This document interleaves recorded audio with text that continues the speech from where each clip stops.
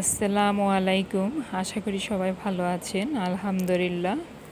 আজকে আপনাদের সাথে একটি অসাধারণ চিড়ার ম্যাঙ্গো ডেজার্ট শেয়ার করব।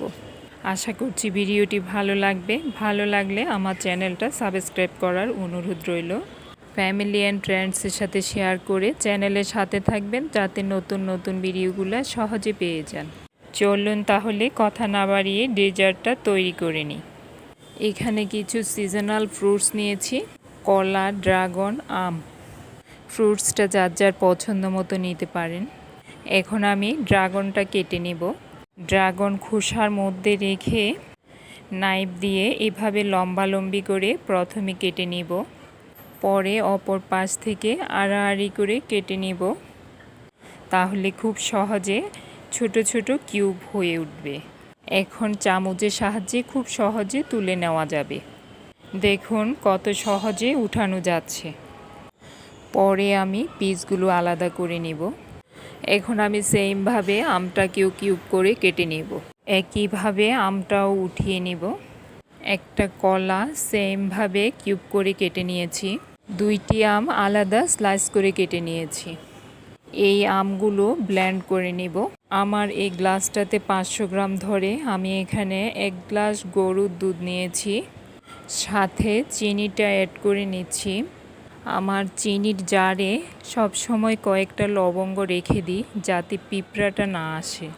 তো এখানে কিছু লবঙ্গ এসে গেছে চিনির সাথে, বাট আমি এগুলো উঠিয়ে নেব। ব্লেন্ডারের জাগে স্লাইস করে কাটা আমগুলো নিয়ে নিলাম। আমের সাথে দুধটা দিয়ে দিলাম অর্ধেক পরিমাণ। এখন এগুলো ব্লেন্ড করে নেব। হয়ে গেছে ব্লেন্ড করা। এখানে আমি 2 কাপ চিড়া ধুয়ে পানি ঝরিয়ে নিয়েছি। এখন স্লাইস করে কাটা ফ্রুটসগুলো চিড়ার সাথে অ্যাড করে দিব। আম দিয়েছি, ড্রাগন দিয়েছি, কলা দিয়েছি। এখন সবগুলো ফ্রুটস চিড়ার সাথে ভালো করে মিশিয়ে নেব। মিশানো হয়ে গেল। এখন বাকি দুধটুকু অ্যাড করে দিব। দুধটা দেওয়ার পর আরেকবার একটু উপর নিচ করে দিয়ে ব্লেন্ড করা আমের পিউরিটা উপর থেকে দিয়ে দিব। কেটে রাখা ফ্রুটস দিয়ে, কিশমিশ, পেস্তা বাদাম দিয়ে উপরের অংশটা সাজিয়ে নেব। এইখানে ড্রাই ফ্রুটসটা আপনাদের পছন্দ মতোই দিতে পারেন।